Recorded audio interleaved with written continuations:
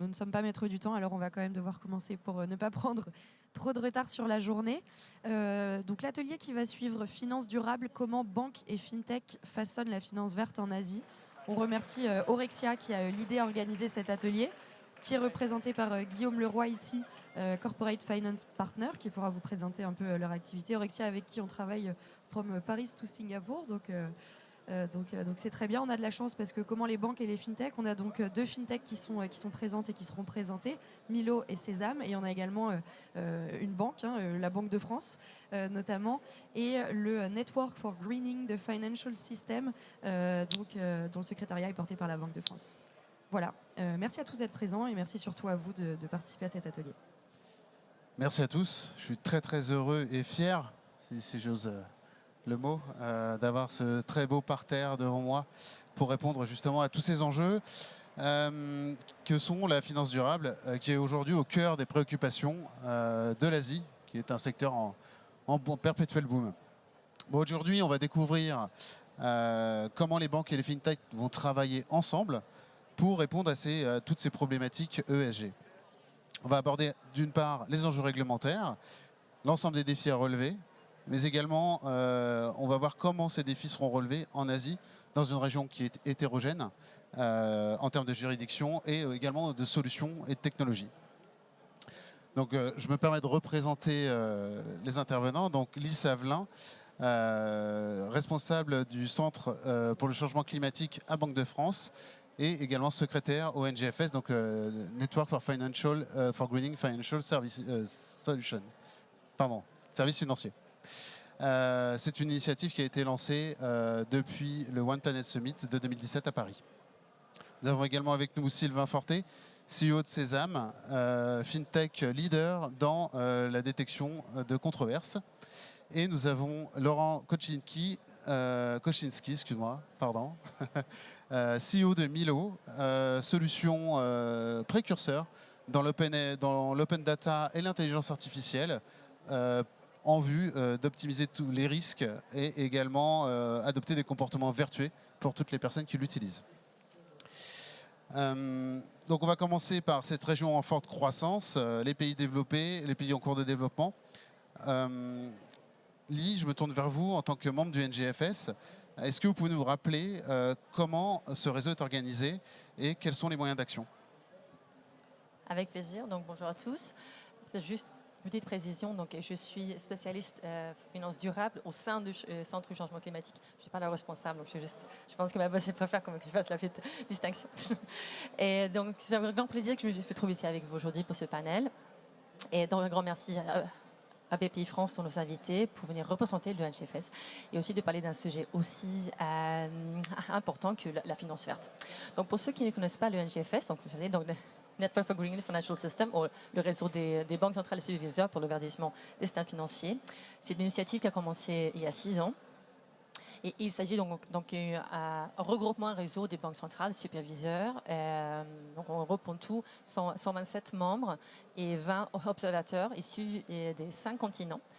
Et c'est un réseau où les membres travaillent ensemble sur une base volontaire qui se rassemblent pour élaborer des recommandations, des lignes directrices et pour contribuer justement au développement de la gestion des risques liés au changement climatique. Et le réseau cherche aussi à mobiliser le secteur financier, justement, pour soutenir la transition vers une économie plus durable. Et nous sommes aussi ravis de compter de plus en plus des pays en développement et pays émergents parmi nos membres. Et ce qui permet aussi de discuter de plus en plus de sujets qui sont sur leur agenda et parmi leurs priorités. Et pour donner quelques chiffres, nos membres sont présents donc nos membres ils représentent autour de 88% des émissions mondiales de gaz à effet de serre. Et ils sont responsables de la supervision de toutes les banques systémiques et de 80% des groupes d'assurance actifs à l'international. Donc on veut dire que c'est une voix qui compte, ce n'est pas la seule. Donc on coopère avec d'autres acteurs au sein d'écosystèmes, au sein des pays. Et en émettant des produits qui nous sont propres, donc c'est-à-dire comme par exemple des recommandations de meilleures pratiques en termes de supervision climatiques, des plans de transition, et en proposant des scénarios de stress test de référence. J'aimerais aussi rajouter, surtout dans le contexte pour là où on en est là aujourd'hui, que la présidence actuellement, que c'est un mandat sur 2 ans, est assurée par Ravi Menon, qui est le directeur général de l'autorité monétaire de Singapour. Et le secrétariat, comme aussi mentionné tout à l'heure, c'est un secrétariat permanent qui est assuré par la Banque de France avec le secrétaire Jean Boissinon à la tête. Ah, très bien. Donc justement, de parler de Singapour et plus largement en Asie, du coup, comment vous qualifieriez les enjeux et les actions qui peuvent être menées? Alors, comme vous le savez peut-être, mais je vais quand même le rappeler, c'est que le changement climatique constitue un défi majeur, le défi majeur en quelque sorte de notre époque. Et les enjeux sont particulièrement importants en Asie-Pacifique. La région est exposée à des températures qui augmentent 2 fois plus vite que par rapport à la moyenne mondiale, ce qui à son tour a des impacts sur la fréquence et la gravité des catastrophes naturelles, des catastrophes qui impactent bien sûr la productivité agricole, les moyens de subsistance des populations et la sécurité alimentaire. Rien qu'en 2019, autour de 40% des événements naturels extrêmes liés au changement climatique se sont produits en Asie-Pacifique. De plus, l'Asie est à l'origine de près de 40% des émissions de CO2 dans le monde, avec une forte prédominance de la Chine. On cause notamment un mix énergétique qui dépend à près de 50% du charbon. Et près de 80% du charbon consommé à l'échelle mondiale sont consommés en Asie. Donc, c'est assez évident que la transition énergétique vers des sources plus durables est une urgence en Asie. On estime qu'autour de 370 milliards de dollars américains par an sont nécessaires pour accompagner la transition énergétique de la région. Donc, la finance joue un rôle clé pour faciliter et pour accélérer cette transition, et ce qui nous ramène bien sûr au sujet des banques centrales et leur importance pour faire avancer la finance verte. Et ce qu'on constate au sein de notre réseau, c'est que les banques centrales et les superviseurs sont vraiment au premier plan pour sensibiliser la population sur le sujet du changement climatique et les enjeux qui sont liés. Et c'est pas grave. Et comme je disais, on compte aujourd'hui autour de 17 membres asiatiques de l'autorité monétaire de Singapour et la People's Bank of China étaient parmi les membres fondateurs du réseau. Je pense quand même que c'est important de le mentionner. Et j'aimerais juste rajouter ce que j'ajoute encore plus de complexité à ces enjeux, c'est que c'est une région qui est très diversifiée, avec des pays qui sont avancés et des pays qui sont en développement. Ce qui veut dire aussi que les enjeux auxquels ils sont confrontés sont assez différents. Et il y a aussi cette question de l'effort, la répartition de l'effort pour mettre en place, pour réduire les émissions entre pays et comment ça devrait s'accentuer dans les années à venir. Donc la liste des enjeux est assez longue, mais je ne vais pas non plus m'étarder là-dessus, donc je laisse la place pour l'autre part. Oui, tout à fait. Donc tu expliquais qu'il y avait énormément de chiffres à vérifier et surtout l'évolution de ces chiffres qui peuvent potentiellement mener à des controverses. Donc là, je vais me tourner vers toi Sylvain, spécialiste de la controverse ESG avec Sésame, ta solution. Est-ce qu'il serait possible de nous décrire les attentes des régulateurs aussi en matière de gestion des risques dans le cadre de la finance durable? Oui, avec plaisir, merci beaucoup. Et pour donner un petit peu de contexte sur ce qu'on fait et comment ça s'inscrit dans ces attentes des régulateurs, nous, on cherche en fait à détecter des scandales environnementaux, sociaux, de gouvernance ou d'autres types de risques qui peuvent exister sur des entreprises ou sur des États. Donc c'est l'une des composantes de cette thématique ESG, qui est la partie sustainability en finance en général. Et donc on fait ça avec des algorithmes, de la data, au crunch plein de milliards d'articles et de messages de différentes sources, y compris dans les langues locales, donc dans les langues asiatiques, que ce soit en japonais, que ce soit en mandarin, etc., etc. De manière générale, les attentes des régulateurs, d'abord, elles ne sont pas uniformes en Asie. C'est quand même quelque chose que je veux préciser. On a une vision qui est un tout petit peu faussée des choses en général depuis l'Europe, qui est de penser que l'Asie va dans la direction de l'Europe progressivement avec un petit cran de retard. Et c'est une vision qui est très européenne quand même du monde de la finance durable et de l'ESG. Ce n'est pas tout à fait le cas. Il y a certains pays qui effectivement s'inspirent fortement des régulations européennes. Je pense récemment, la semaine dernière par exemple, il y a eu des annonces au sujet de la K-taxonomie en Corée. Donc c'est des choses qui sont extrêmement proches de la taxonomie européenne, avec évidemment des spécificités locales, mais avec une inspiration et une structure un petit peu similaire. Mais à contrario, il y a des pays qui sont vraiment en avance de phase, et nous on est très implantés à Tokyo. Et je trouve que c'est intéressant, par exemple, de noter que Tokyo, ça a été l'une des premières places de marché à aller proposer des réglementations autour des data providers et des agences de notation ESG, un peu à la manière des agences de crédit. Donc, aller commencer à réguler ces différents acteurs du marché, donc, dont Sésame, potentiellement, de ce point de vue-là. Et ça, c'est des choses qui ont été en fait vraiment en avance de phase. La Commission européenne, l'ESMA, etc. sont vraiment en train de se saisir maintenant de ces thématiques et de commencer à envisager cette régulation. Voilà, de manière générale, je pense que l'ensemble des régulateurs ont un objectif qui est quand même assez similaire, c'est s'assurer que les produits qui sont à dénomination ESG, Green Finance, etc., aient une réalité économique et que le consommateur ne soit pas trompé, en fait, tout simplement. Je crois que c'est quand même un des éléments principaux de l'ensemble des régulateurs, d'où le fait d'éviter les scandales de greenwashing, aller essayer de comprendre un petit peu ce qu'il y a dans ces produits financiers. Après, l'interprétation de cet objectif final peut être très différente d'une place de marché à l'autre. Et il y a énormément de diversité en Asie comme dans les autres pays. Et donc, justement, comment Sésame, concrètement, s'insère finalement dans cette thématique et comment elle aide les entreprises financières à piloter tout ça? Alors, nous on s'insère dans la partie qu'on appelle exclusion. Donc, c'est-à-dire que si vous avez un fonds, en Europe, on appelle ça les fonds article 9 ou article 8, sur lesquels vous avez des produits financiers qui doivent être compatibles avec une vision d'investissement, par exemple un investissement socialement responsable, un investissement green spécifiquement, vous ne pouvez pas avoir n'importe quoi à l'intérieur de ces fonds-là. Et donc, en général, d'un point de vue de la donnée, vous avez besoin d'aller faire une exclusion sectorielle, dire moi je ne veux pas d'industrie du tabac, je ne veux pas qu'il y ait des pétrolières, etc. C'est déjà assez important.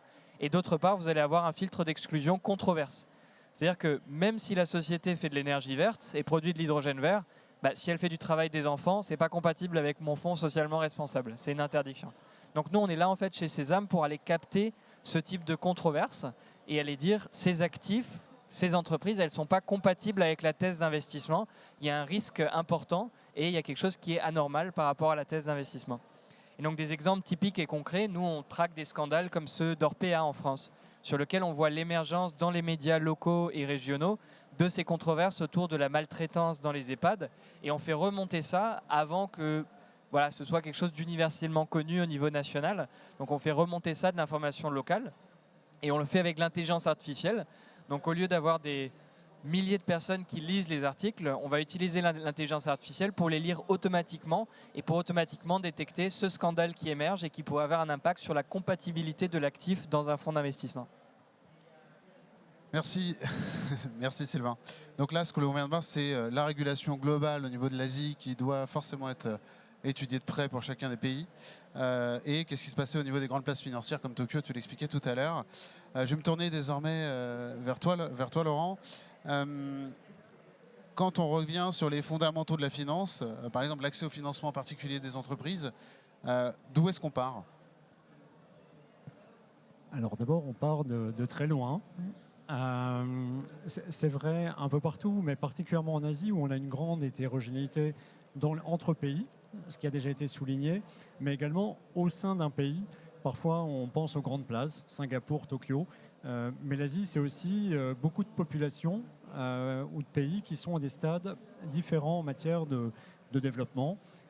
Et l'enjeu pour eux, c'est d'accéder à du financement, souvent des petits montants, que ce soit pour consommer ou pour créer de l'entreprise, notamment création de micro-entreprises, etc. Et en fait, l'enjeu, c'est de pouvoir apporter des solutions pour ces populations en disruptant les réseaux traditionnels. Donc, comment utiliser notamment le téléphone mobile qui reste aujourd'hui le meilleur moyen de communication et en utilisant donc l'open data plutôt que de poser plein de questions et puis permettre en fait, d'éviter des documents, comment faire du KYC sur base de données et sur base des comportements plutôt que sur l'image qu'on peut donner vis-à-vis d'un réseau bancaire, par exemple. Et donc du coup, comment Milo intègre ces mécanismes et comment Milo répond à tout ça? Alors en fait, le métier de Milo, c'est d'aller capter de la data avec très peu d'informations et d'être capable de dire, tiens, en gros, c'est dis-moi comment tu te comportes et je te dirai si tu es quelqu'un de confiance. Et par rapport à ça, c'est par exemple sur base des réseaux sociaux, ça permet de voir l'identité, la réalité de l'identité d'une personne. Ça permet de dire, tiens, tu as plein d'éléments positifs dans ton profil, eh ben, on va pouvoir te prêter un peu d'argent, y compris sur de la micro-entreprise, là aussi. Enfin, c'est quelque chose qui nous tient vraiment à cœur. Et ça permet de réduire les coûts, parce que quand on veut faire des microcrédits de $50, $100, on ne peut pas avoir des frais de structure, ni des sujets d'accès aux agences, par exemple. Et donc, c'est là où vraiment la technologie va permettre, de réduire les coûts et donc de rendre le service abordable et de le rendre accessible à des personnes qui sont exclues aujourd'hui. Donc la tech et la data deviennent un sujet d'inclusion. Je dirais, et c'est un peu les deux pendants, finalement, de ce qu'on est capable de faire pour développer la finance durable. Merci. Donc on vient tous de voir là avec Milo et Sésame d'ailleurs l'impact sur le cadre réglementaire, sur les processus opérationnels, mais également la gestion des risques qui est extrêmement prégnante aujourd'hui. Je me tourne vers vous, Lee. Comment aujourd'hui le secteur financier se positionne en Asie pour soutenir la croissance verte au sens large? Et est-ce que c'est mené que par les régulateurs ou également des acteurs privés se sont entichés de la question? Ce qu'on observe au sein de notre réseau, donc les régulateurs, enfin les banques centrales et superviseurs qui sont membres, c'est qu'ils s'orientent plus, enfin ils se regroupent de plus en plus dans des coopérations, donc ils cherchent vraiment des coopérations à l'échelle internationale, notamment comme le NGFS, pour se mettre ensemble entre pairs en quelque sorte pour discuter quelles sont les possibilités, qu'est-ce qui fait ailleurs, pour partager les expériences et aussi d'apprendre des autres tout simplement. Et on a plusieurs groupes de travail sur des thématiques telles que les stress tests, enfin les scénarios climatiques et les stress tests, des activités de verdissement de la politique monétaire, des activités de renforcement des capacités, de formation, etc. Et nous observons notamment les membres asiatiques qui sont de plus en plus présents là-dedans, à la fois des pays, disons, un peu plus avancés, et les pays émergents. Donc c'est vraiment un partage d'expériences entre pairs. Et nous organisons aussi des réunions régionales qui permettent aussi de se focaliser sur les thématiques qui sont propres au contexte de chaque région. Et j'aime aussi, donc ça sort un peu peut-être donc directement des banques centrales et des superviseurs, mais je pense aussi que c'est important de mentionner qu'il y a des efforts de mettre en place des taxonomies vertes et qu'on observe dans la région, notamment ce qui était initié par la Chine déjà il y a quelques années justement. Et il y a d'autres pays qui suivent. Et justement cette idée de pouvoir harmoniser, au moins regarder ce qui est fait au sein de l'Union européenne, pour pouvoir se rapprocher.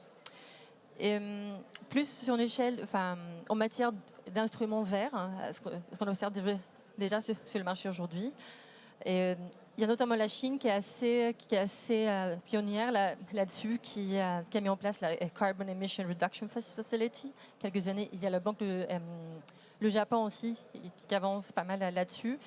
Et la Chine aussi fait partie des plus grands émetteurs des obligations vertes. Ce qu'on observe aussi sur une échelle mondiale, c'est assez impressionnant. Mais je pense que c'est important de garder en tête aussi, donc, même s'il y a beaucoup d'efforts qui sont faits du côté du verdissement, et aussi, on continue beaucoup à aussi travailler et à financer les activités, disons, des actifs bruns, très émissifs, exactement. Et concernant le secteur privé, ce qu'on a pu observer, en tout cas au sein de notre réseau, c'est que ça commence. Donc c'est quelque chose qui est assez... Enfin, ça commence à émerger, même si la participation est principalement du secteur public. On observe de plus en plus d'activités ou du souhait de participer de côté du secteur privé. Mais ça reste quand même une part faible par rapport au secteur public. Merci, Lee. Je vais Oui, je t'en prie, rajoute. Juste un point que je voulais faire là-dessus. Je pense que le rôle des organisations comme la vôtre et des régulateurs de manière générale est très important pour le secteur privé parce qu'il y a toujours des acteurs qui sont best in class et qui ont une envie de se positionner sur les thématiques, notamment de finances vertes, un peu en amont. Mais la réalité, et on l'a vu aussi en Europe, c'est que le marché se positionne réellement et fortement au moment où la régulation arrive et au moment où l'obligation est là. Et je pense que c'est très important aussi en Asie de continuer à avoir ce prisme de régulation pour pas seulement encourager, mais aussi forcer au changement. Et ça a été le cas pour la finance ces dernières années avec les différentes taxonomies, etc., avec les différentes régulations. C'est le cas en Europe de plus en plus avec la partie corporate, CSRD. Et voilà, on peut espérer que l'Asie suive ce même chemin, mais ça ne se fera pas uniquement par le secteur privé, c'est sûr. Merci Sylvain.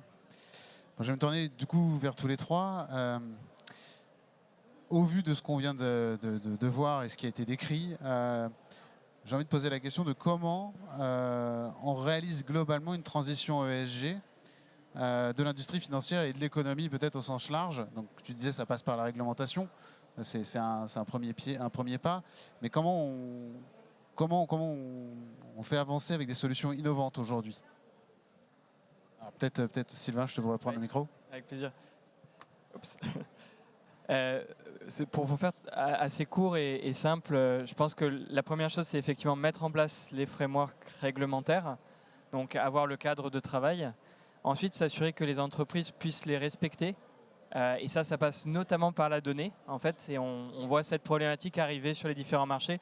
En Asie, il y a un problème de coverage, notamment des datasets, sur lequel, en fait, les obligations réglementaires se mettent en place, mais la donnée n'est pas encore là. Elle n'est pas encore forcément reportée par les entreprises, etc. Donc nous, on voit l'intelligence artificielle comme une manière de bridger ce gap qui existe, de dire que l'obligation réglementaire arrive, la donnée n'est pas tout à fait disponible, il va falloir la collecter et la créer d'une manière un petit peu différente. Et donc on voit l'intelligence artificielle comme une très bonne manière de le faire. Et une fois que les deux côtés de l'équation sont faits, une fois qu'on a ce qu'on doit faire et qu'ensuite on peut mesurer ce qu'on fait grâce à la data, ça s'engage et ça devient assez prolifique. Merci. Une réaction? Oui, alors peut-être pour compléter, en fait, l'un des sujets sur comment on fait pour que ça se mette en œuvre, finalement, d'abord, la contrainte reste le premier sujet, hein, et la réglementation, finalement, s'impose. Et finalement, derrière, ça peut créer des opportunités de business et changer les manières de faire. On l'a vu sur un certain nombre de sujets. Et tu parlais de data, d'intelligence artificielle, RGPD, DSP2, etc. en Europe, mais il y a des pendants dans les pays asiatiques. À un moment, ça impose à tout le monde de bouger. Voilà, donc c'est finalement une bonne chose, même si souvent on ronchonne contre la réglementation. En réalité, ça a plein de vertus. Et l'autre sujet, c'est de trouver des early adopters. Parce que les grandes institutions financières ont pas mal de bonnes intentions, mais alors la manière de passer à l'exécution et de passer d'une intention à quelque chose qui est live, c'est très long. Et donc, idéalement, il faut avoir des acteurs qui ont un intérêt un peu supérieur et qui vont ouvrir la voie. Si on pense au microcrédit, par exemple, quand on était à Singapour l'année dernière, on a eu l'occasion de discuter avec des ONG qui interviennent dans pas mal de pays, on va dire, où la structure bancaire est faible. Et finalement, c'est eux qui, à un moment, ont créé leur propre établissement financier et qui qui deviennent un peu les premiers pour ouvrir la voie. Et donc, je pense que c'est ça aussi. Il faut trouver une association avec ceux qui ont vraiment une envie et prouver que ça marche pour que les autres se disent « Ah ben oui, nous aussi, il faut y aller ». Merci. Lee? Je ne fais que compléter par rapport à ce que vous avez dit par rapport à l'importance de la taxonomie, justement, pour se mettre d'accord de quoi on parle finalement. Quels sont les actifs verts, qu'est-ce qui est brun, qu'est-ce qu'il faut financer, qu'est-ce qu'il faut arrêter de financer.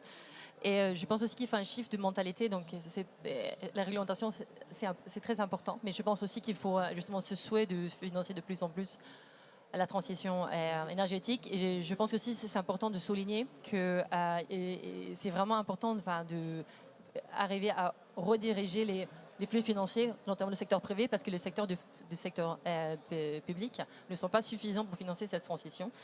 Donc on parle de plus en plus de blended finance, donc co-investissement, donc où il y a les fonds publics et les fonds privés. qui se mettent en commun pour financer des différents projets. Et là, je fais un peu de publication, enfin un peu de promotion pour notre publication de LGFS qui va paraître d'ici quelques semaines, donc fin novembre, début décembre. C'est un guide justement pour faciliter la réalisation de blended finance. Donc, c'est important de rajouter ça aussi. Donc il faut vraiment que les efforts soient mis en commun pour arriver. Et peut-être aussi élargir. Donc la finance verte, c'est importante, mais il ne faut pas oublier non plus les sujets nature et biodiversité. Donc je pense aussi qu'il faut élargir, parler plutôt pas juste du climat, mais aussi de la nature, ce que ça implique. Donc si je synthétise, on va transformer la contrainte réglementaire en opportunité en multipliant les acteurs sur le marché, qu'ils soient privés ou publics. Et le tout a de très fortes chances, et voire obligatoirement, doivent passer par la data, la réconciliation de la data, la qualité de la donnée et la capacité à l'exploiter de manière transverse et, on va dire, autonome. Et peut-être pour compléter, parce que là on part du haut des grandes institutions, de la réglementation, etc. Et une des convictions que je pense on partage, c'est que le changement va aussi venir du bas. Et on le voit bien sur les changements climatiques, etc., notamment sur les plus jeunes générations. C'est eux aussi qui vont pousser en fait, les institutions privées, publiques, à aller plus vite que ce qu'elles oseraient faire naturellement. Et en ça, le fait d'avoir des populations très jeunes en Asie, des moyens d'agir via la technologie, je reviens sur les devices, le téléphone portable qui est un élément clé, voilà, tout ça va aussi, je dirais, donner une dynamique supplémentaire au mouvement. Tu utilises le levier de la jeunesse et de la technologie pour faire avancer les sujets et adopter les comportements vertueux. Voilà, très bien. J'aurais encore une dernière question. Aujourd'hui, on est à Paris. Quels conseils seriez-vous susceptibles de donner à des entrepreneurs pour justement développer et se développer et développer la finance durable en Asie? On peut parler que de notre expérience dans ce cadre-là. Je pense que ce qui était très important pour nous, c'est de ne pas négliger les différences régionales. Donc, nous, on a démarré par le Japon et c'est pas un cliché, c'est vraiment très très différent de l'Europe. Donc, on a été obligé d'adapter nos processus commerciaux et d'adapter la manière dont on communique avec les clients, etc. Et le fait que la régulation soit différente, c'est l'un des multiples éléments, mais il y a plein d'éléments culturels quand même qui sont aussi à prendre en compte. Et après, c'est aussi d'investir suffisamment, parce que comme la barrière à l'entrée est relativement élevée, c'est difficile d'aller mesurer le succès initialement. Nous, on a mis un petit peu de temps pour vraiment se dire, OK, ça marche, il faut continuer à aller de l'avant, etc. Et donc, c'était important pour nous d'avoir investi suffisamment de ressources pour finalement obtenir les bénéfices de cet engagement aussi en Asie. Après, avec un objectif de capitaliser sur ce qui a été déjà développé pour aller un peu plus loin en Asie et même sur les autres places. Exactement, exactement. Et nous, on est très présents aussi aux États-Unis, ce qui est une évidence d'un point de vue marché financier, parce que c'est la plus grande place mondiale. Et nos expériences en fait en Asie ont démarré avant et ont été très utiles pour aborder le marché américain, sans a priori, sans faire le parallèle trop vite avec ce qu'on faisait en Europe. Et ça a été en fait d'une grande aide. Merci. Bon, et toi, Laurent, avec Milo, qu'est-ce que tu peux donner comme conseil pour justement aller plus loin en Asie? Alors, à défaut de conseils, c'est plutôt partager une expérience. D'abord, l'Asie, c'est comme quand on dit, super, je vais attaquer l'Europe. Et en réalité, l'Europe, chaque pays est différent. Et même des choses qui peuvent sembler évidentes, tiens, RGPD, c'est pas la même chose en France, dans son application, en France, en Allemagne, etc. Donc dire l'Asie, voilà, je pense qu'il faut déjà se dire, OK, dans l'Asie, c'est quoi peut-être un pays, deux pays, quel est le degré de maturité que je veux avoir. Pour nous, les deux clés pour pouvoir y accéder de manière crédible pour une start-up, parce que je dirais que quand on est 25 personnes, se dire, allez, l'Asie, c'est pour demain matin, voilà, c'est pas si évident. En fait, il y a deux voies qui nous ont aidés. La première, c'est quand même, on a eu un grand accompagnement des structures françaises, BPI, Business France, etc., qui permettent vraiment d'aider la découverte du pays, voire une installation, je dirais, légère pour démarrer. Ça, c'est le premier point. Et le deuxième pour nous, ça a été de dire, on va être tout petit sur ce marché et y aller avec notre cartable, ça ne va pas être terrible. Et donc, on a privilégié le fait de nouer des partenariats locaux avec des gens déjà installés et sur lesquels notre offre était un complément, un upgrade d'une offre existante. Ce qui permettait en fait d'avoir déjà un portefeuille de prospection existant, la confiance existait avec notre partenaire à nous. Et donc, c'est ça qui nous permet en fait d'enclencher les premières marches pour ensuite se dire, ben voilà, on découvre les particularités réglementaires mais aussi culturelles et pouvoir aller plus loin ensuite par nous-mêmes ou pas d'ailleurs. Merci beaucoup. Est-ce que tu as quelques tips, je peux dire? Et je pense qu'il ne faut pas négliger le réseau et qui existe dans le pays. Donc, et les chambres de commerce d'industrie, BPI France bien sûr, Business France, les ambassades. Donc je pense quand même qu'il y a un réseau assez vaste sur lequel les entreprises pourraient aussi bénéficier. Surtout que ce réseau-là a une expertise sur place qui connaît les opportunités et le contexte national. Donc je pense que c'est très important à garder en tête. Est-ce que l'un d'entre vous a quelque chose à rajouter? Très bien. Écoutez, je vous remercie tous d'avoir été disponibles et on est évidemment très heureux de vous voir. Et merci aussi à l'ensemble de nos intervenants d'avoir partagé leurs expériences, les accomplissements et de nous avoir donné une vision de l'avenir de l'ESG en Asie, qui est somme toute un parcours passionnant. Et merci à BPI pour l'occasion qui nous a été donnée de pouvoir partager ces éléments. Merci à tous. Merci Aurexia. Merci beaucoup.